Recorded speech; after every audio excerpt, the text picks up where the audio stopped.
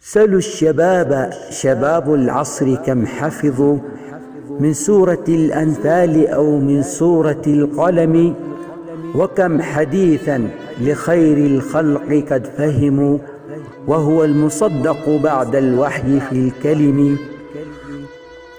والراشدون نسوا أسماءهم وهم كالشمس في الغيم أو كالبدر في الظلم، لكنهم حفظوا الأفلام ماجنة معنى ولحنا وتمثيلا بلا سأم، ويشترون بمال الله أشرطة ويحفظون صنوف اللحن والنغم. وفي المقاهي جموع لا تصدقها، وفي المساجد لا تلقى سوى الهرم. وفي الملاهي ودور اللهو مفسدة يسعون شوقا لها كالشوق للحرم. ولو دعوتهم للكعبة اعتذروا، ويقبلون على هوليوود في نهم. يستوردون من الأفلام ما عريت من الفضائل والآداب والشيم. في البيت فيديو وتلفاز وأشرطة، ولا تعاب إذا صانت حمى القيم. لكن هناك شباب ساء ما فعلوا، لا يقصدون سوى مستنقع الرمم. إبليس زخرف دنيا اللهو مصيدة، كالشوك في الورد أو كالسم في الدسم. أما كفاكم شباب العرب من بدع، يا لعبة العصر في الأيدي وفي القدم. سلوا الجيوش وكم نصرا لأمتنا، والقدس يشهد ما للعرب من همم. يا أمة الحق والأسياف تنصره، ماذا دهاك؟ أجيبي وارحمي ألمي. هل نام قومي كأهل الكهف ما بعثوا من فجوة الكهف أو من رقدة العدم؟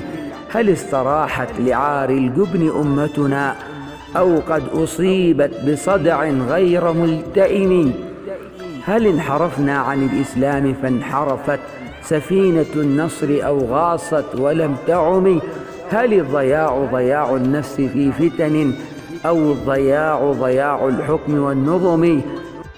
هل الصراع على الكرسي فرقنا، وأي عرش ولو في السحب لم يدم؟ هل النعيم احتوى قومي فنعمهم، وكم يكون الشقى في كثرة النعم؟ هل مر قارون في قومي بزينته، فأصبح المال بين الناس كالصنم؟ هل استخف بنا فرعون فاستمعت له العقول، وساق الشعب كالغنم؟ هل عاد فينا أبو جهل وأبو لهب، وكل باغ على دين ومنتقم؟ هل جيشنا اثنان سيف قد من خشب، أو خطبة ألقيت في هيئة الأمم؟ هل نحن سراب حمام طاب مطعمه في مخلب الصقر؟ هل هذا من الكرم؟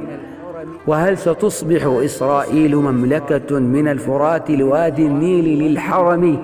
أكاد أقسم أنا أمة فشلت، فهل حنثت إذا صرحت بالقسم؟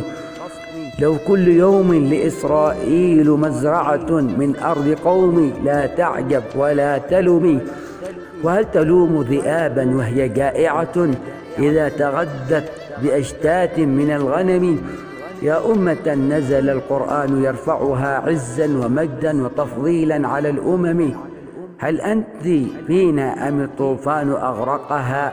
عل الجواب صريح غير مكتتم.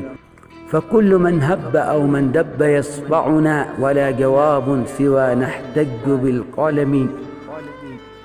رحنا وفودا إلى الكفار نسألهم عن كل مسألة في العلم والحكم، وقد وقفنا على أعتابهم ذللا، نرضى الفتاة ونحن الرأس كالخدم.